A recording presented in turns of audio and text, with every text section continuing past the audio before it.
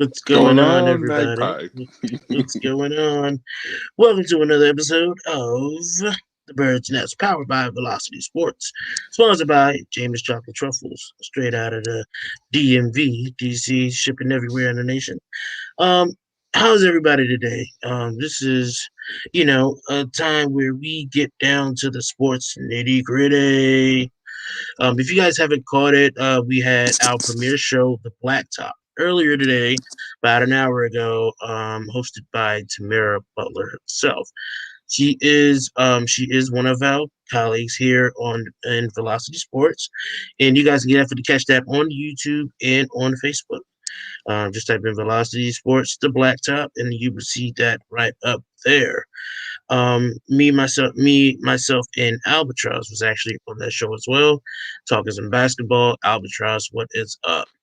What's going on, man? That was awesome. I'm still Yeah, buzzing. I was. Still I'm buzzing. still buzzing. I'm still on buzz. I'm still on buzz after that episode. It was a great premiere episode, and she did a very good job hosting. Man, it was a very good job. Yes, it's awesome to have an individual like her here at Velocity Sports. I feel like it brings a completely different perspective that is needed on the world I of agree. basketball. I so agree. I so agree. So Well, agree. and basketball and the other world outside activism. Let's bring that in. It was a great talk. Enjoyed it. Yeah, Can't wait for more. definitely. The way to end it was talking about NBA activism, and it was great. So, yeah, man, if you guys definitely want to catch that, make sure you do catch that on Velocity Sports on Facebook and on YouTube. It's very good thing to watch if you're a basketball fan. All right. So, Albatross, you ready to get it cracking? You know it, man. You know it. All right. Let's Yeah. just let's just go. What was it like? Take a slap shot. Slap shot with the wrist. Oh We're yes, going. there we go. There we go. Where do you want to Hockey start? playoff preview. Do you want to stay? Do you want to start your side of the nation, or should we start opposite side? Where do you want to go? Let's start on the opposite side. Go. All Go right, for it. so let's go west. Let's go west. Right, we got the number one team out there. We got the Blues riding Mm, in. They come in with 42 wins and 19 losses. Team mm, number two, my guys, Colorado, got 42 wins. Right, so those are the Central Division. Then you have the Golden Knights at 32 wins, 24 losses, and the Oilers at 37 and 25 for the Pacific League. Those are mm, going to be your top four teams. I think mm-hmm. the stronger of the two, honestly, I'm going to give the Blues and the Avs the edge, but not by much. I've seen the Golden Knights take down the Avs, vice versa. The Blues and the Avs have had a hard match all season long, and they're 2 points up on us. They have 94 points. We have 92. You go down to the Golden Knights, they have 86, and then 83 for the Oilers. I think hockey is just getting ready to get just nice and juicy now. We're gonna Oh yeah. nothing against the lower teams. So let's just take the bad guys out for now. Let's just let the cream of the crop rise to the top and let's have some fun, right? So I mean, Yeah. I'm an Avs guy. I'm going to be a homer. Go Avs. I've been waiting for this moment for a long time. Homer. They're finally, oh yeah, they're finally playing. Like the hockey I remember early 2000s. That was it was a great time, and it's good to see. Don't like it that we're losing to the Blues, but can't say much else. Oh man. Listen, dude. It's been a high moment for me.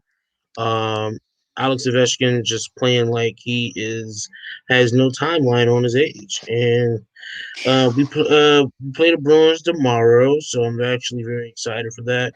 While we beat the Flyers in the overtime crazy game against the Flyers. Beating them 2-1.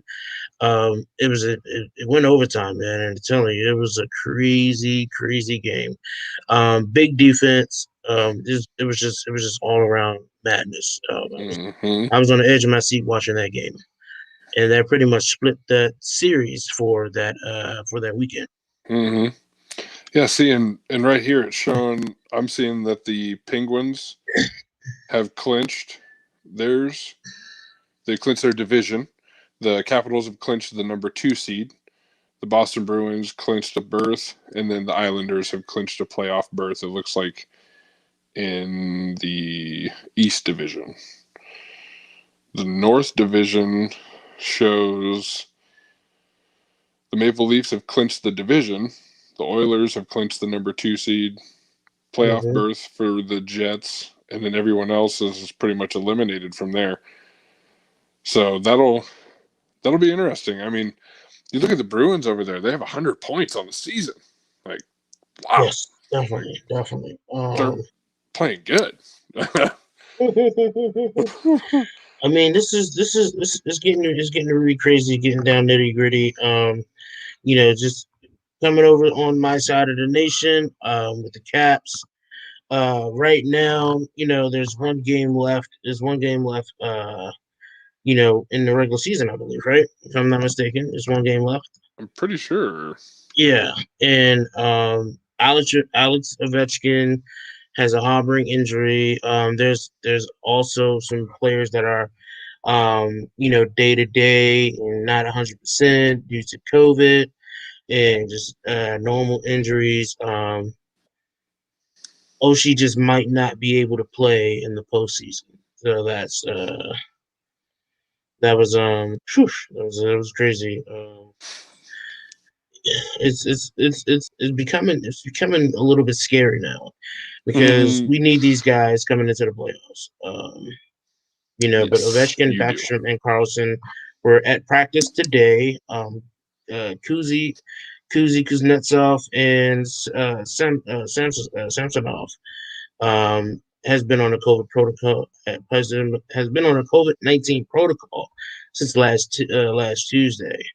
They didn't Ooh, come to practice. They didn't come to practice today. okay. There's no actual timetable for the return, but it's just all about we'll see what actually what's going on. Let's definitely see what's going on right now. Hey, a, Surprise! a bird has landed in the nest. There you go. What's going on, What's going Condor? on? And Well, yeah, that was exactly how I planned it, but I'll take it. and actually on the touch of, I think we have a couple more days because it looks like there's some games scheduled for tomorrow. Literally, it looks like 2, Mhm. and then Wednesday has some games scheduled, and Thursday. So I think Thursday is when we start to wrap up the regular season in the NHL. But still, like, and here's something that I don't think anyone is really thinking about right now, but I've been reading a lot of articles on. Some of these top teams better capitalize this year because next year we have the Seattle hockey team coming in, and there will Yep. be teams having talent removed from them to add to their roster to make sure that they're equal. I mean, let's look back what happened with the Golden Knights. They come in, they get all the talent, they win the Stanley Cup. So we Yep. gotta. This year is uber important for those teams who are playing hot right now with this, core nucleus of guys. They got to capitalize because Seattle's probably going to be the team to beat in the Western Division next year. Yeah. So, Definitely, I agree. CJ, what you're saying is Caps in 5. You said what? Caps in 5. Maybe You know what? Caps in 5 in the Eastern Conference. Now, if Right. it's Caps Avs, we're going to have a great bird's nest. We're going to have Oh every yeah, single definitely. episode It's there. update Yeah, every I day. saw the Avs It's are up there. there for that It's there. number 1 spot. It's So there. Yeah, you know how we're doing out there in the Colorado area, baby. Hey man, listen, I'm all for it. I'm all for it. Here's the crazy thing. Here's the crazy thing, right? If you look at this Eastern Division is, whew, it's a little competitive over here, It's Besides the competitive over here in the Bruins, East. Yeah, besides the 100 points, you look at the rest of them; they're all sitting right on top of each other. yeah, definitely, definitely. You have the Islanders, you have the Bruins, you have the Caps, and then you have, we're not gonna talk about those people. We're not gonna talk about those people. It's a rivalry thing. We here in Washington hates the Penguins. Okay, so we don't like those Oh, people. Okay, we leave them where they at. All right, right. but it's been very competitive. But I think that the Caps can definitely win the East Division. Definitely win the East Division. I don't know. It's just all about what's going to happen when Who's going to be the team to take the West? That's the question. It's not going to be the Ducks. I can tell you that. Oh, The Sitting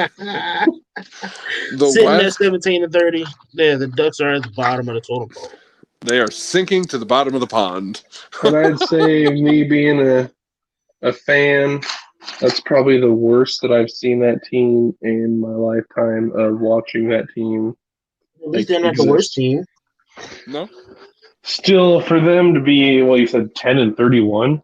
17 or 10. Yeah, like for them to only have 10 wins, where they really need to look into a couple things. Whether maybe it's the head coach, maybe it's young talent. I mean, we really need to figure out kind of what's going on there because that shouldn't be that way. Even when they were on the downslide, Getzlaff first got there and stuff, we were still making the playoffs. Whether it's that producer. Oh So, man! I want to ask you guys. Something. Prediction wise, who wins the East? Who wins the East? Who wins the West? Who wins the North? Who wins the South?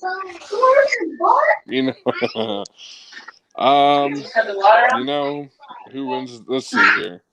You said who wins the East? Mm-hmm. What are my options? All right, so the East is Penguins, Caps, Bruins, and Islanders right now in the run in the top four. So okay, and remember You said Bruins. So remember, they changed their divisions. So you have the Atlantic Division, which encompasses the Bruins and the Lightning, who are at 92 points for the Lightning and 100 points for the Bruin for the Atlantic Division. Now you have the Metropolitan Division, which involves the Capitals, Flyers, Penguins, and the Hurricanes, and the Blue Jackets are all sitting. So you have the Blue Jackets and Hurricanes are at 81 points. You have the Penguins and the Flyers, 86 for the Penguins, 89 for the Flyers, and then you have a 1-point advantage for the Capitals in that Metropolitan Division. I'm going to say Bruins continue to – I mean, they have an 8-point lead. And there's couple days left. Lightning aren't making that up. Bruins are taking that division. I think if the Capitals get the right people back that they need, I think the Capitals take the division, but it's going to require all hands on deck. Yeah. So how do you guys feel about this realignment, though? With the crazy changes that due to the COVID-19 pandemic, it changed a lot in the NHL with this 56-game season.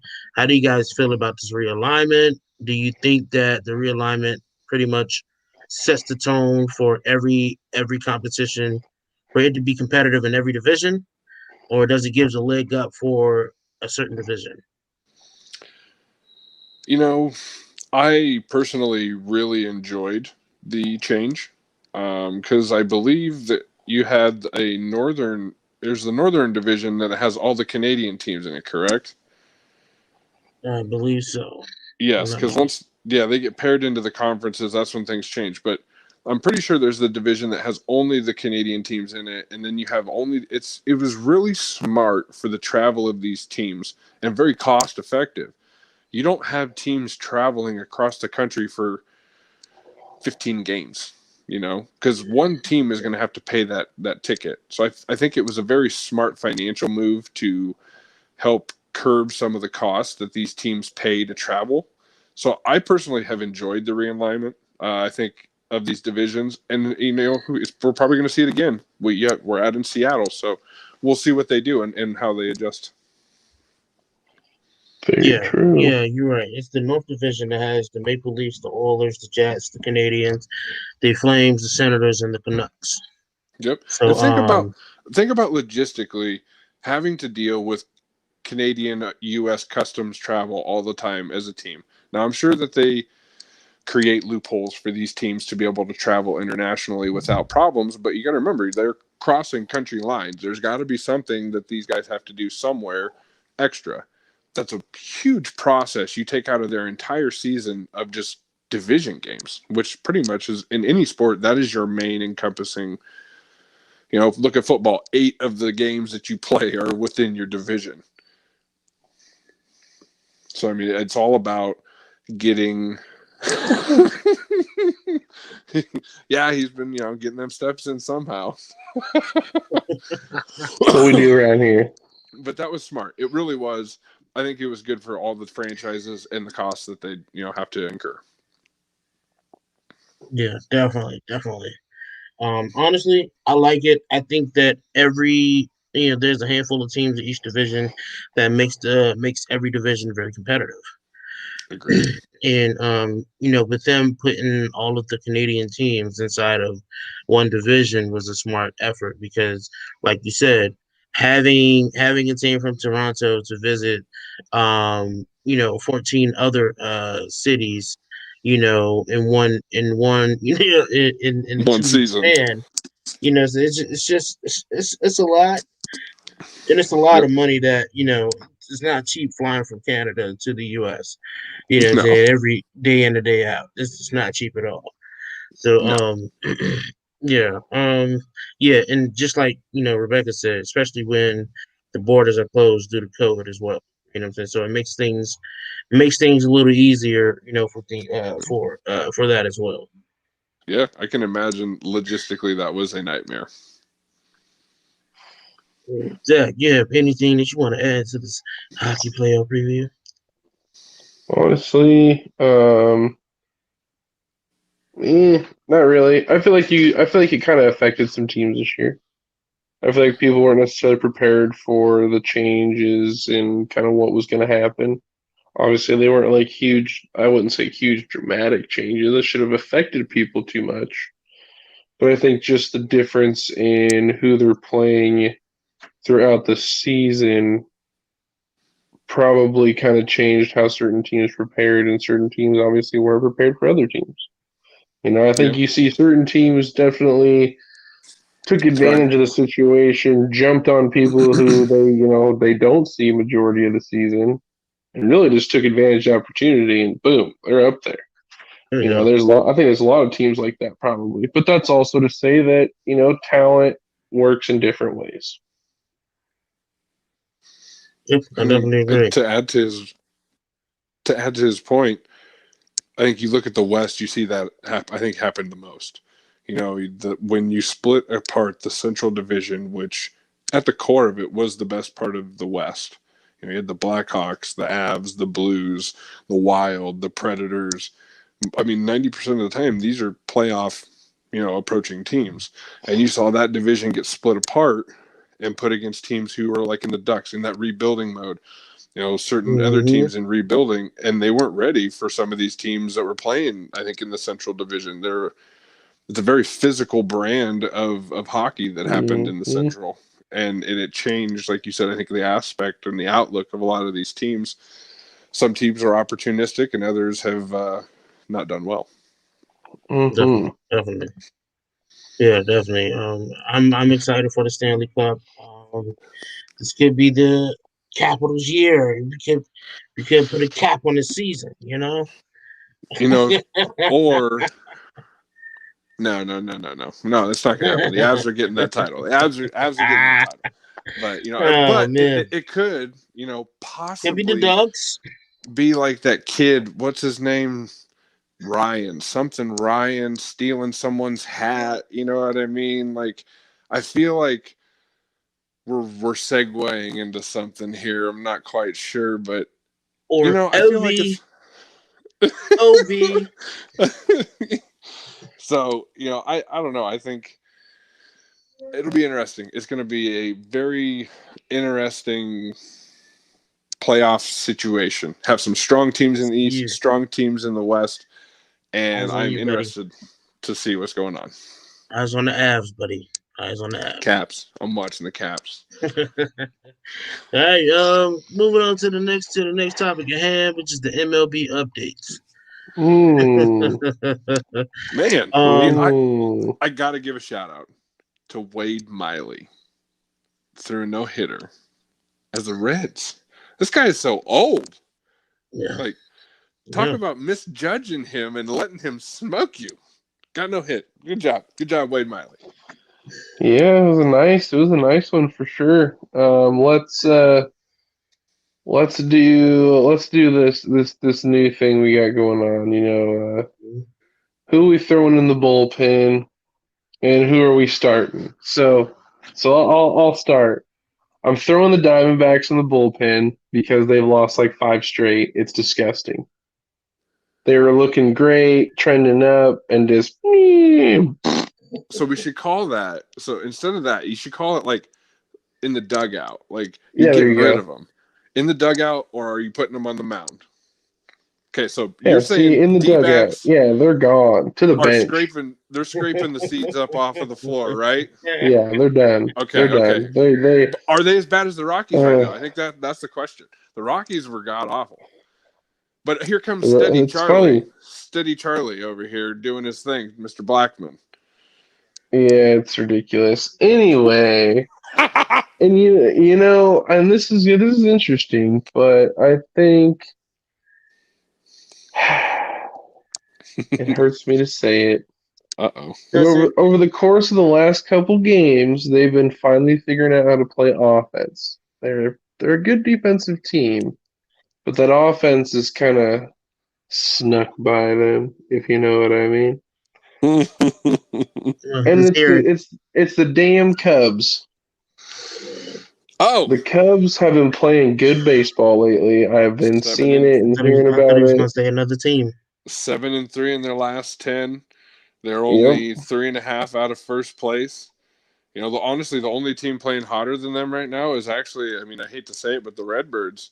They're 8-2 in their last 10. That division, honestly, those 3 teams that are sitting on top are starting to separate themselves. But don't sleep on the Reds. The Reds they have the right talent mixture. If the Reds play smart, the Reds can do some good things.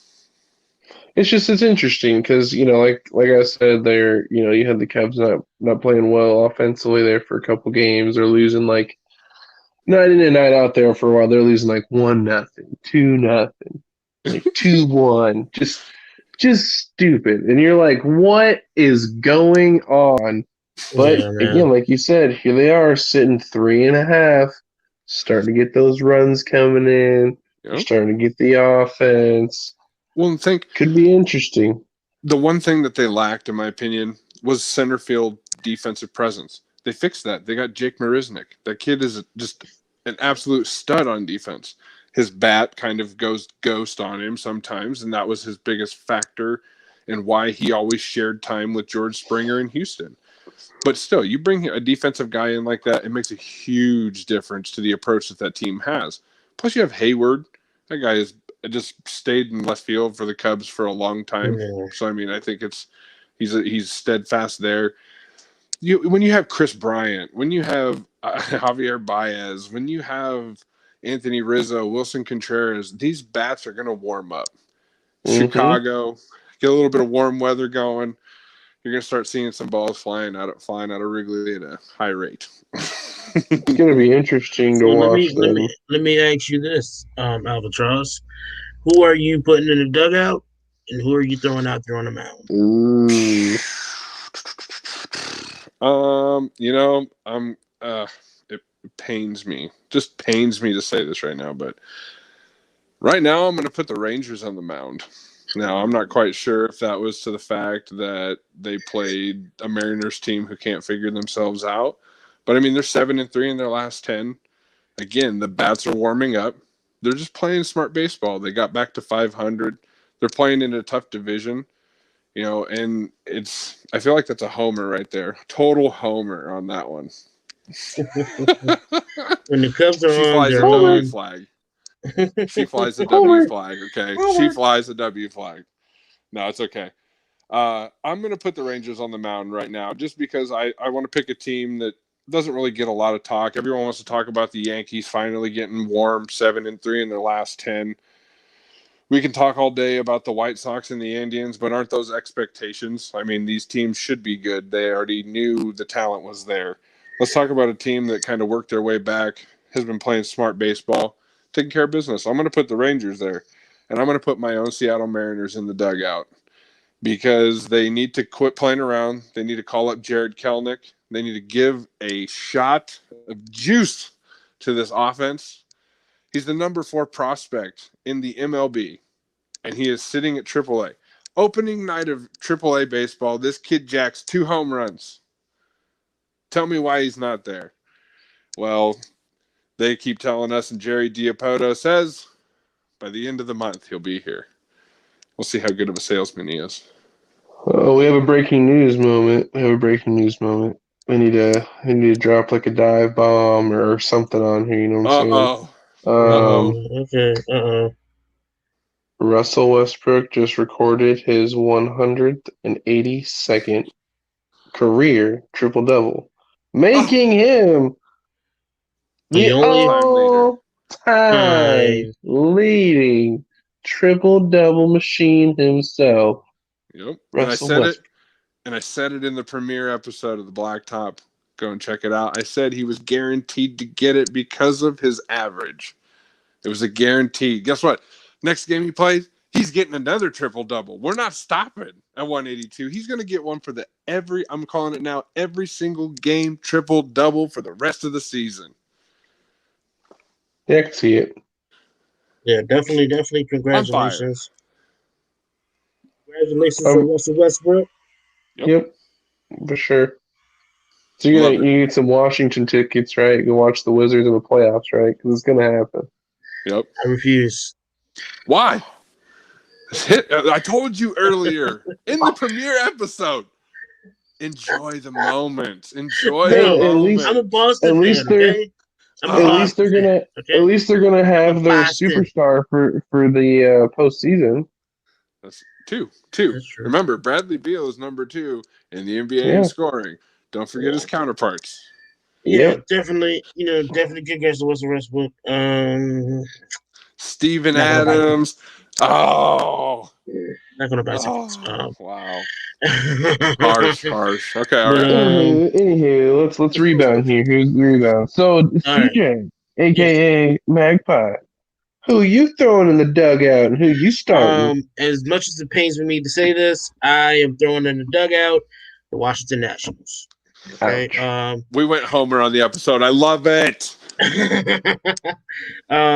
Honestly, we haven't been able to find any type of consistency. It's just been bad. Been bad. Patrick Corbin has been pitching horribly. He's an every other game pitcher. Like he'll pitch horribly one game, and then he'll pitch really good. He's been like bad. 5-6 innings the next, and then he'll be trash for 2, and then he'll win 1. Yeah, I know all about it. Yeah, it's just been bad. Or complete opposite side of the spectrum. Max Scherzer, what was that? 14 Ks the other day in a losing effort because your offense just does not know how to get rolling right now. Yeah, definitely. Listen, I am more upset that this is happening. Things has to get better. Patrick Corbin, like I said, he's getting paid $24 million and have an ERA over 700. I mean, over 7.0. Yeah, over 7. Like either way, I know what you're saying. Over 7, like that's like a team ERA, not. Yeah, you're getting paid $24 million. Like, come on, dude. Like, it's just all bad. And he's getting paid $24 million to let the other team crank some homers. It sounds like. It's a lot of earned runs. Exactly. Maybe there's. Who am I throwing on the mound? I'm just going to go out on a limb and I'm just going to say this. They're actually winning right now. It actually leaves a bad taste in my mouth to say this, but the Astros. Ooh. Yeah. What was that I heard the other night? Well, wasn't it like something about Altuve? Altuve? Is that what I heard at Yankee Stadium? It was pretty awesome, let me tell you. Oh, okay. Yeah. I'm throwing them on the mound. The Astros has been playing good baseball.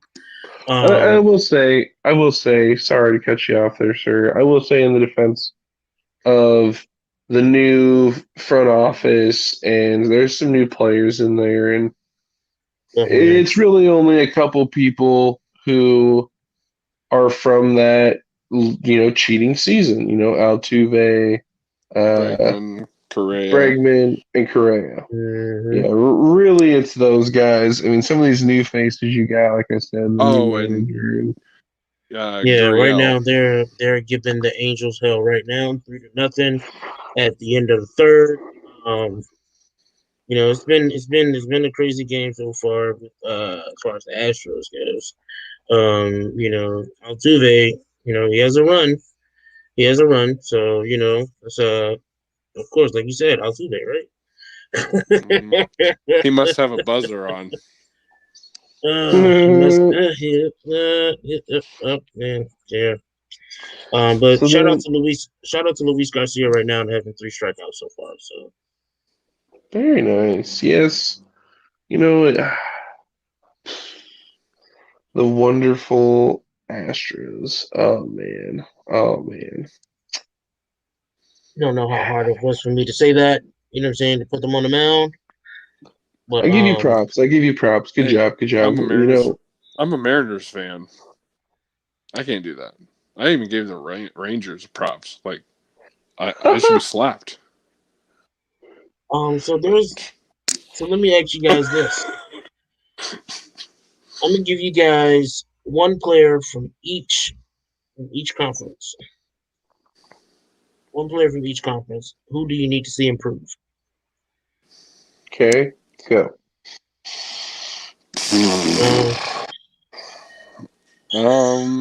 That was a good one actually. Honestly, I'm gonna say Kyle Hendricks. I need to see some improvements, with him over there in the Cubs. I need to see something better. He's not playing to his fullest potential. It's been a lot of disappointments, but you know, Man, that's a tough one. I feel like a lot of these players' issues that are struggling right now is because it's just due to COVID. well, the season was really, really different. I feel like you see a lot of pitchers right now just playing. I think if we look at a majority of these pitchers' stats, you're going to see that there's pitchers out there that are just lights out right now. And you Oh, look yeah. at the average of the MLB right now is super low, as just batters are in general. I think a week ago it was like may have been like I can't remember. It was like low twos. And you're talking. This is horrible. Some of these guys Yeah, are like some of the. right now, Kyle Kendricks has an ERA under 6 right now. True. See, and Yeah. And see wasn't he was he the Cy Young recipient last year? I'm going to look that up right now because I'm not sure if he did get that.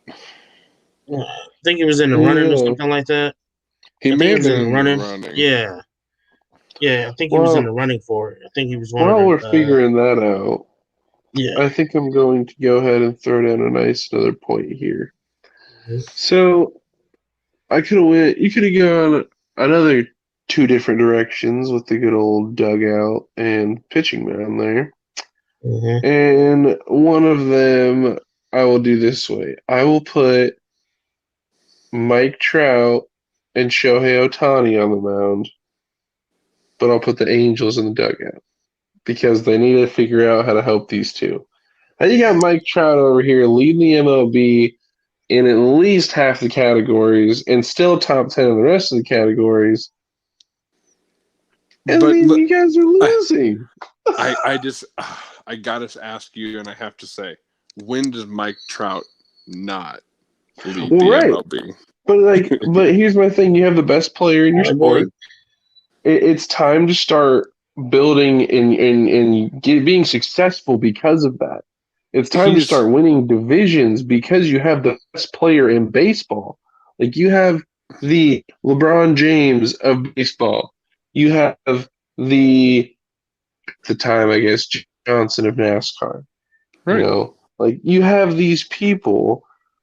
You have the Tom Brady of football. Mike Trout is a generational talent, and like we said earlier in our basketball show, or Jonah made the point that basketball was better when LaMelo was on the court. Mhm. Baseball is. I'm a Mariners fan. I love watching Angels games to watch Mike Trout play. I will watch them just to watch him play. It is so entertaining. It is so smooth. Just watching him watch the ball come in and just crack it. And you can just see He makes it worth watching, and he's a cold weather kid. want to know what player that really had that love for me. This is not a recent player. It's Mark McGwire. Oh. I hated the Cardinals with a passion, but under no circumstances was I was there just to see Mark McGwire just put all his power into that swing and hit it out of the park every single time. Yep. I remember that exactly, and I feel like that's a good example. Ohtani is just doing things that haven't been done since Babe Ruth. You have Mike Trout playing at a consistent beyond elite level. This kid, if he plays bad, there's something seriously wrong. Mm-hmm. And it just doesn't happen. I agree. Angels are wasting away the talent of this generation's greatest player. I guess their Angels are not in the outfield. No, definitely not. Their Angels are in the dugout. Gross. But yeah, I agree. But again, I feel like kind of the same way. If we look at Kendall Graveman, the closing pitcher for the Mariners, hasn't allowed a single run. Has only allowed 4 hits in 14 outings, I believe. Mm-hmm. Just lights out. Absolutely lights out. And here we are. We never can put him in the position to show what he has. So again, put the whole Mariners team in the dugout, but Kendall Graveman on the mound. Do you think the Nationals will turn the ship around this summer? I don't know that it can be turned around in one summer, sure. Yeah, what? There does. Honestly, I don't think one summer would be enough. I have to agree with you, Condor. I think there's a lot of little things that you guys need to do. Like you said, just the comment you made earlier, overpaying Patrick Corbin, who is every other day pitcher.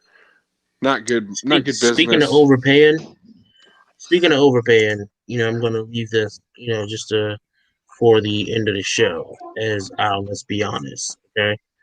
I'm gonna leave that. So just stay tuned for that, okay? I'm dropping my first drive by, okay? I love it. Don't forget now. But moving on to the next topic. We're talking about throwing blows and throwing uppercuts. Floyd Mayweather versus Logan Paul is coming up very, very soon, in about a month's time. But Logan Paul and Floyd had a press conference last week, and things got a little bit testy. They got a little bit testy. Logan Paul's younger brother, Jake Paul, was there as well and approached Floyd Mayweather to challenge him in a fight right after the Logan Paul fight. And he asked Floyd, do you want to do a 2-in-1 special? And Floyd said, absolutely. No problem. Draw up the paperwork and let's make it happen. No, his exact words were, give me the paperwork for this bum. I think that's what he said. give this bum the paperwork. Exactly what he said, right? And a lot of people saying, well, Floyd shouldn't fight twice in one night. I'm like, all right, let me say this. If it was 2 Conor McGregors, then I was like, no, Floyd, do not take that fight, okay? But this is a bunch of YouTubers putting on the gloves who does have experience. Their family does own a boxing gym. But just because your family owns a boxing gym doesn't make you experienced enough to say, oh, I think I can beat Floyd Mayweather. Yeah, they're So stupid. you know what? But let's see if Floyd If actually decides to throw some punches. listen, I'm not sure if the match has been made official yet. I haven't heard anything yet about the match exactly being official. Floyd really doesn't do nothing unless the promoter, one of the best promoters in the game. This is crazy. Like, total publicity stunt for this family. Yes. Like, this is like the Balls dad saying they It's could been beat Michael COVID. Look, Jordan. this is what happens when COVID-19 takes full effect. Okay, these guys have Mhm. nothing better to do. They have nothing better to do but to come out and say, "Hey, I want to fight Floyd Mayweather. I think I can beat him. You can't beat him. You won't beat him. What a This is not publicity Nick stunt. Robinson. This is not Nick Robinson you're fighting here, okay? You feel Right. good about you knocking out Nick Robinson the way you knocked him out. I hope you could knock Nick Robinson out in the size that you are. You were oversized, than him and everything. You knocked him out. You knocked him clean out. I mean, the guy was asleep. I thought you hit him with a bottle of melatonin. But this is not Nick Robinson that you're fighting on June the 6th. This is not Nick Robinson that you're fighting. You're fighting an undefeated fighter, an experienced fighter. Who has held His method, multiple world titles. right, multiple world titles. Granted, his method of fighting might not be for the best of a lot of boxing fans, but you just won't be able to beat this guy. I don't know why these guys think they can beat him. I hope they get kicked the crap out of and have a dose of reality. There you have it. Yeah, you can't beat stupid. Well, Floyd Mayweather may beat stupid. I love it. Yeah, I love it. I love it. I can't stand these dudes at all. I hope Floyd actually decides to, like I said, throw some punches, lay the smack down, show these dudes what some real boxers are. Like, oh my lord, I'm so tired of it. Here's the funny thing: we all seen 50 Cent troll Floyd Mayweather about him not being able to read, right? So Logan Paul gets on stage at the press conference and says, "Hey, are you reading from a teleprompter?" Oh, that's right, you can't read. And I'm like, ha ha ha ha ha. Yeah, you say that soon, then you're gonna get knocked out. We'll see if you really can't read, okay, buddy? Okay. Mhm. I just don't like. I think they took these celebrity matches were supposed to be fun. Supposed to be fun to watch. I enjoyed watching Mike Tyson and Roy Jones go at it. Granted, Oh yeah, it looked like two of my uncles putting on the gloves and fighting, but I enjoyed it. Right. I enjoyed it. It was one of those matches that we thought that we would never see in this day and age. Granted, it happened very, very much later, Right. but we got to see Roy Jones Jr. stand in the same ring with Mike Tyson. Stand in the same ring with Mike Tyson. Yeah. That was fun. and Roy Jones wanted no part of it. Definitely didn't want no part of it. He was trying. He was trying everything to not get hit with that haymaker. He was trying everything.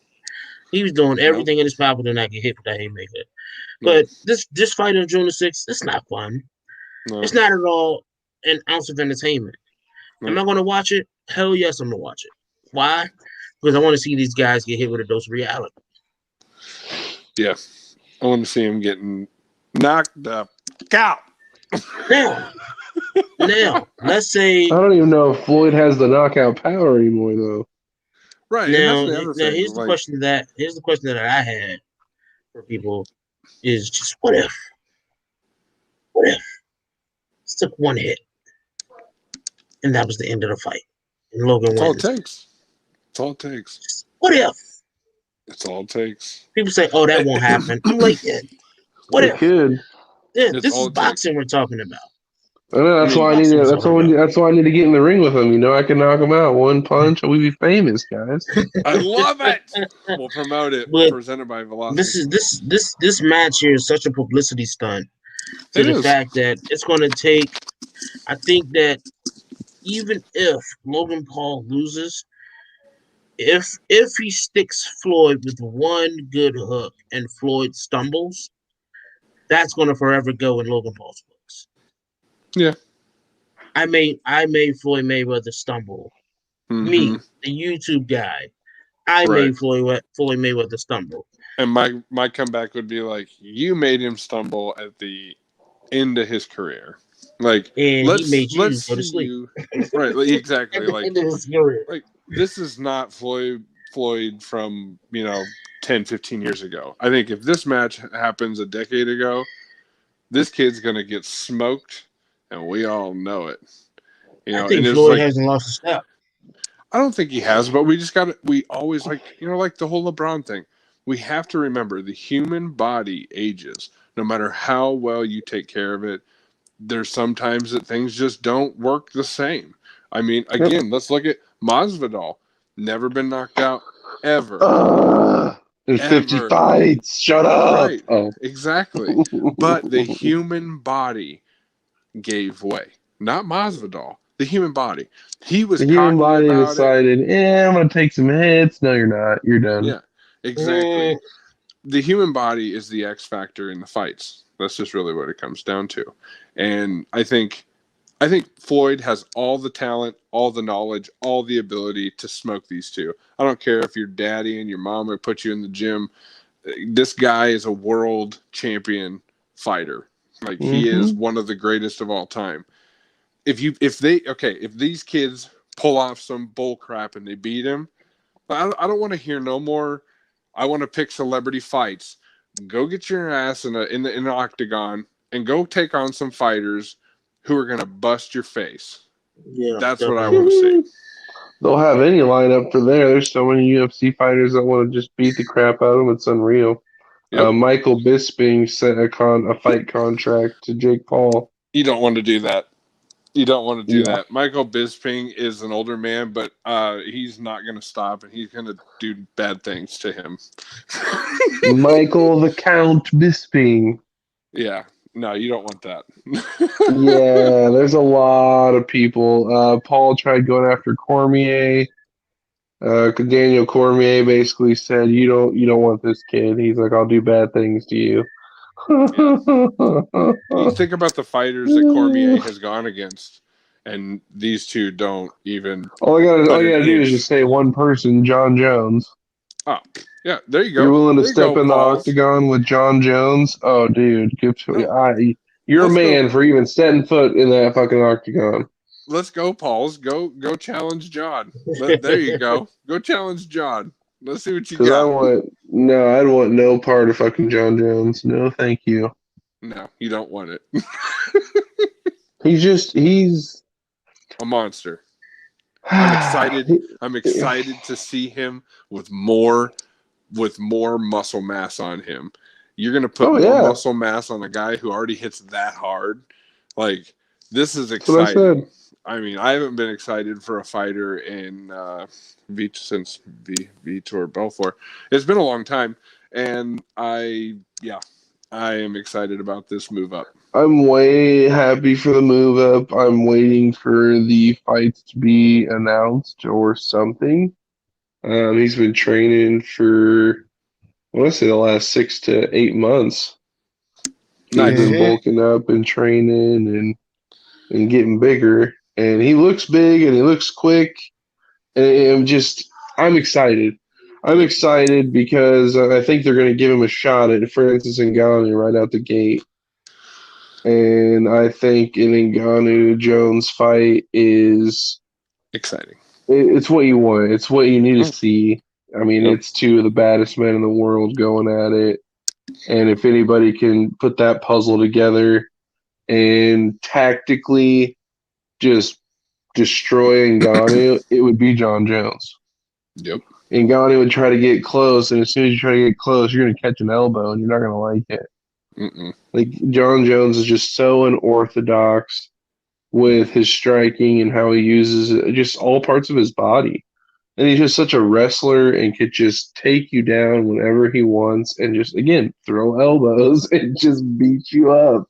Or he'll stand toe-to-toe. Like, he's also a really good boxer. Yes. That's what I said. He's just a tactician. He's a very powerful tactician. And I'm waiting for it. I'm just excited. Obviously, I was happy to watch the last pay-per-view, even though Masvidal decided he wanted to get knocked out. But other than that, I enjoyed watching that. I thought it was a good event. I enjoyed the title fights.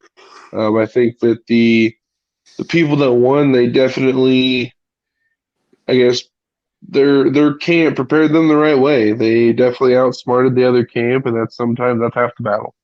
Your camp Sometimes all the outsmarting another battle. camp. Yeah, that's really what it's about. They had people convinced Alrighty. this is what it was going to be, and then it was the complete opposite. Hmm. Alrighty. So, I actually have a surprise topic for you guys. Okay, it's something I wah, wanted to wah, do. wah. It's You get a drum roll. Flash NFL news. All right, I'm just gonna throw some flash news out there to you guys. You guys tell me how you feel. Okay. Boom. Love Go. it. First thing first. Eagles signed Kerryon Johnson off waivers. From the Lions. From the Lions. How do you guys feel about that? Them adding another running back to their running back room. It's a good idea. It's a decent thing. You're not making Kerryon Johnson the main guy. You're not putting all the workload on him. It allows him to potentially stay healthy through the course of the season and still give an impact in that room. So I don't think it's a bad idea. I like it. I think Kerryon Johnson is actually very underrated. I think he will actually go to probably RB1 in that running back room. Alrighty. Next news: DK Metcalf runs 100 meters and finished with a time of 10:37 and finishes 15 out of 17 in event. I'm just gonna go out to say this is a NFL wide receiver in a track event and smashes this track event. This makes that video with him hawking down Butter Baker. It makes all sense now. You know what I'm saying? It's like now that I've seen this, it's like, oh, so that's hype for him. All right, cool. All right, that's what's up. Here's what I gotta say, and this is I'm glad you brought this up because this was on the Dan Patrick show, which I listen to pretty much every morning. Dan was talking to one of the lead analysts for the track and field events. And in this process, he said that he paid attention to DK and, talked to him a little bit, this and that. And he said that he was totally impressed with how humble DK was through the whole process. He wasn't there walking in thinking that he's just like this physical specimen, alpha male, the best of the best. Like, was coming in, looking to meet people, trying to learn, participating, doing everything he could to get better in that short time. In that time, obviously, then he lost. He didn't leave. He stayed and still watched the whole rest of the event. Like, people asked him, hey, why'd you do this? And he's like, I kind of did it for myself. He's like, no one else really has the guts to do it. And he's like, here I am. So I thought it was awesome. I'm glad that we had an athlete step outside of his comfort zone. We're used to seeing these athletes just be dominant athletes who they give that one sport, they're playing football, they're playing basketball, whatever, and they dominate their, physical specimen, but you don't really get to see them, do anything else. We don't have those two sport players anymore. We don't have none of that. So it's nice to see him, jump out there and kind of step foot in something that's not the norm. Yeah. Honestly, I take out my football biases and I enjoy watching DK do things. He's just a physical, like you said, physical specimen. He's an exciting athlete to watch. I'm just impressed that he did it. This is a big man running pretty fast. I'll give him that. I wish, I wish I could, and here's what I'll just say it, Tyreek Hill, you think you're so fast. Get out there and do it. Go try doing what DK did. Like, I'm so tired of hearing everything about Tyreek Hill this, Tyreek Hill that. Kendrick Drake ran a faster speed time than he did last year. Raheem Mostert ran 2 faster times than he did last year. And by the way, Mostert was injured, so he only did it in one game. Like, I don't want to hear about this guy anymore. I'm so tired of his clickbait name. And I'm just ready for, go do something. You say you're so fast, go do what DK did. Props to DK, stepping into a world that he's not even a part of and putting a really good effort for us. Yes. Oh, I want to say one more thing. I just want to add one more little tidbit to that. Yeah, he ran like 10.36, 10.37. Imagine if they had weight classes in track and field. So you had people more to the body size of DK. Mm-hmm. You can't tell me he wouldn't be one of the fastest in that body comp. Unfortunately, he would have landed probably in a body comp with like Usain Bolt. Well, I mean, that's true, but I mean, you know what I'm saying? Like, Yeah, he would have been up there. He wouldn't have been dead, towards the end. He would probably would have been up there top 5. Right. That kind of thing. And like I saw something posted earlier on social media about Mostert running the same race, and he ran a 10.15. Now there was an asterisk next to it. I'm not quite sure what the details were behind why this asterisk was there, and it said something about the time wasn't legal. But again, that goes to the body size. He's not as big as Metcalf, and he ran it 0.15 faster, roughly a little bit more. Not perfect math, but yeah, I think it would have been interesting to see. And I think if you give DK multiple times of training, how to fire off properly, how to do the right things, he can easily shave. Like, he's a long strider. The guy is big, muscular. He runs aggressive. I could totally see him being a great track and field athlete. Oh, yeah. And then my last little thing here before we go to the next little flash is there's only 6 or 7 people in the world that have ever ran 100 meters in 9.7 seconds or faster. That's crazy. Just for your guys' little tidbit of the day. There you go. It's an elite class. Oh, it's gross. Yeah, I did see this today. Full-time Eric Fisher Eric Fisher to the roster. I'm just want to say this is where it's at. This is where it's at right here. I think it's a good signing if he could stay healthy. Yeah. Because Eric Fisher next to Quentin Nelson, oh boy, it's nasty. It's a nasty affair. Definitely. Carson Wentz will be part of the MVP talk. He'll be flying high like, oh wait, no, he'll be riding the horse like a colt.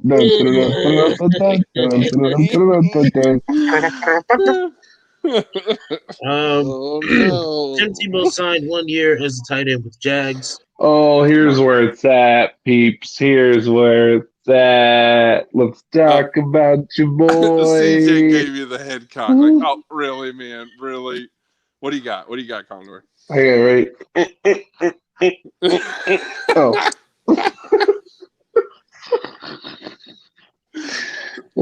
It's the Winnebago. So, good old wonderful Tim Tebow. Oh man, I love his what dedication to Urban Meyer. Yeah, but there's a better word for it. Just his trust. Okay. Just his trust and understanding that pretty much one of the better players or one of the better people in his life, do a lot for the guy was Urban Myers. At the same time, Urban Myers doesn't necessarily have the success that he has without Tim Tebow and obviously the talent at that time. So, moving forward now, it's been like 10 years. Right. It's been quite some time. He's 33 now. I mean, but the dude's still in shape. He's been playing baseball. He's been working out. He's been doing his thing. There's not going to be any issue that has to do with him being out of shape, him not being physically fit. I'm not worried about that at all. Not whatsoever. And coming into a system that is new. Not isn't going to be really new. He's going to be the one helping people with terminology. He's going to be the one mentoring certain people, showing them, hey, this is how Urban likes things done. Yep. This is how he likes his routes ran. Like When it's over. this is a very smart early regime move. And it's a 1 year thing. Because I think you're going to see kind of what happened in Miami, except for they didn't give him a 3 year deal. They're going to cut it after 1 year. I think with Miami, with Van Noy, the people we had, they helped set the ground floor. And then they got thrown out the door for younger players, which is kind of terrible, besides McCourty, which that one's a question mark. But anywho, I think that's kind of what you're seeing there. You know, you're going to see him come in. He's going to help set things up for what's going on with not only the tight end position in that room, but just kind of with the rest of the team. Hell, he might even be helping Trevor Lawrence learn this playbook for all we know. Like there's so much value with signing Tim Tebow into this organization right now. Perfect. Well, Perfect thing for Urban Myers to do. He is setting himself up for success. Well, I'll just make a couple quick hits. He's a good quality person. He has a past with Urban Meyer, and when you're trying to change the culture back to that kind of, them getting to the AFC Championship, you need a good guy like that to help you with the verbiage. Like you said, he may be helping Trevor Lawrence with the verbiage of the playbook. So Yep. I think it's a smart move. Again, it's not a flashy move. It's not something that's going to jump off the page and someone's going to be like, oh my, we're talking top 5 tight ends in the league here. And, who knows though? Maybe Tim Tebow comes out and finds his, his niche in the NFL. I think it's a possibility. Hey, you know what time it's going to be? It's going to be time to do some Tebowing. Oh, no. No. It's back. I totally forgot about it. Wow. It's time to Tebow, brother. Tebow, brother. Join us at the end of this episode. We will be doing a Tebow session. CJ's going to be the lead. Next question. No, I will not. Hey, no. We didn't. I want to hear your thoughts, CJ, because I know how much you hate it. So just pour the hate on. Let's go. Yeah. Here's the thing. I don't buy it. Sure. Sure. I mean, he got signed as a tight end, but I don't think he'll be any good. I think he'll just, be the bare minimum. I don't see him past the year. I mean, it can happen. I'm glad to see Tebow back in the NFL uniform, but I'm just not with it. Let me say one more thing before we'll flip. What if Tebow turns into like that red zone threat and has like 10 receiving touchdowns and like 700 yards in his first season back? What then? Look, Logan Thomas he converted. It'll have to be because their wide receiver core is god awful. What? DJ Chark's down there. I'm just saying it would have to be for that reason. It would have to be for that reason. It has to be. So you're saying Chark's going to get injured and Tebow's going to carry him at the tight end position? That's what I'm saying. All right, let's go. Move on. Okay, we need to move on now. Now it's getting sticky in here. All right, next Flash Sports news. The Mets, Jacob deGrom. Sad days. Yeah, headed to injury list with tightness inside. That's sad. I like me some Jacob deGrom. Love watching him. Yeah, he's one of those solid players too, but he's also the same as, unfortunately, your boy Strasburg. When he's healthy, he's great. But the question is, when is he healthy? Exactly. But this is my question: maybe it's the Mets health department? Maybe it's the national strength and conditioning. Think about Noah Syndergaard was, I believe he was up there. Yep. Dealt with a lot of injuries. Matt, was it Snyder? They called him, I think, Batman. I think they called him. I can't remember, but up there he dealt with a lot of injuries too. You're talking some of these top guys for them have always dealt with injuries. Maybe it's just because the Mets just don't have their health and training and stuff right in the right place. I think that's my opinion. I think these guys are uber talented and would be probably better in a different uniform. I will also say the NFL schedule will be released on Wednesday. Awesome. Next sports, flash sports. Martin Truex Jr. Why would dominates you at bring this Darlington up? for a third NASCAR Cup Series win of the Why did you season. bring this up? Oh, gosh. No one wants to hear about Truex Honestly, Jr. it here. is what it is. I love Darlington. It's awesome. It's a great track. It's a cool story behind why the track looks like it does. It's a tough track. If you win there, that means you drove to get it. You know, it's an extremely challenging track. There's like 2 lanes on a 7-lane wide track that get used. So it's extremely fast. If he dominated, like, he deserves it. If you dominate there, it's because you got a good car. Definitely. Agreed. Next one. LeBron returns against the Knicks on Tuesday. Oh, is it going to be at the Knicks, though? Is it Question going to be mark. at MSG? Question mark. Is it going to be at MSG? Good question. I want to say yes. If it's at MSG, LeBron is going to come back and drop 20. Oh, sorry.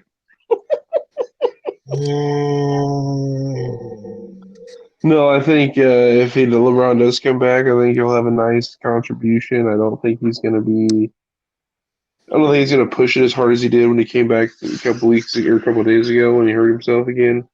He's going to come back, try to get things kind of back underneath him, work back into things. No, it's in LA. It's so perfect. He's going to come back. He's going to have the comfort of being at home. Won't have to do a whole lot. AD's actually been playing very well. He dropped like 42 last night in a victory over the Suns. So I mean, again though, like, it's a question mark. We don't know if he's going to come back against the Knicks. He may come back against the Knicks, but he may come back on Wednesday. That's what they're saying. He's been doing on the court, warm-ups, things like that in the last 2-3 days. And they're saying that if he's going to return, the Knicks would be that time. I think if he doesn't return versus the Knicks, then he's not going to return for the regular season. And he'll just come back either at the play-in tournament or if they, manage to sneak up a spot and grab that 6th seed and not have the play-in tournament, you give him time to rest. That only benefits you more. Yep. All right. Next on the list, Jaylen Brown out for the season with wrist injury. Celtics are done. Oh.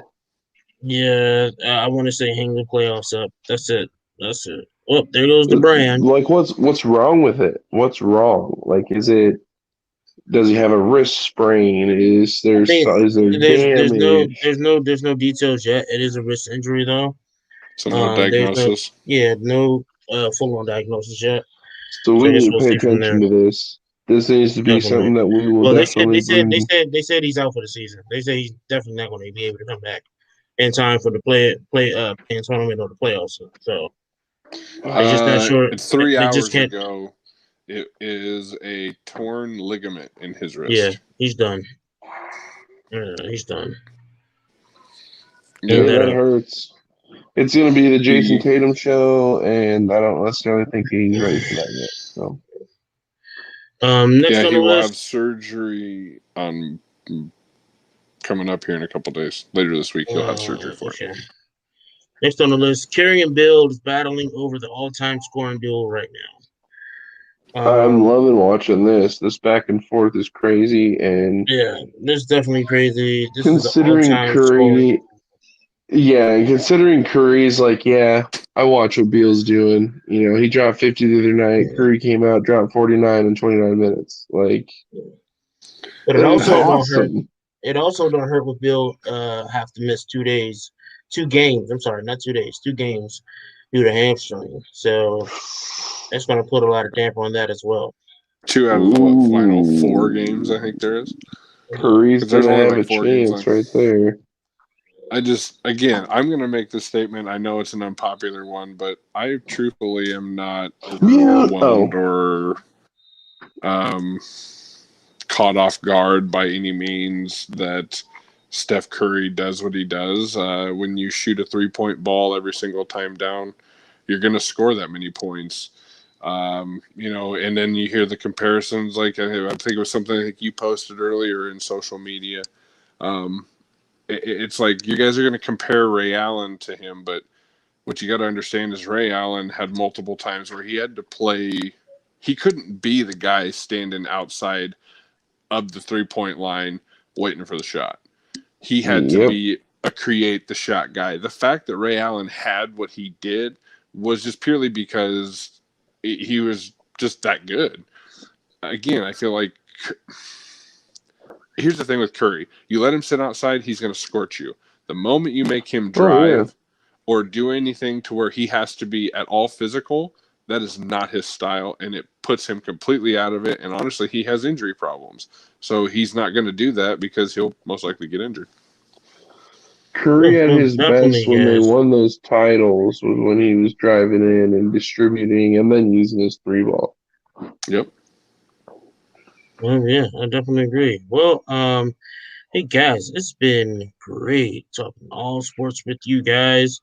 Definitely don't forget to follow Velocity Sports on Facebook and on Twitter and on YouTube as well. You can find us at Velocity Sports.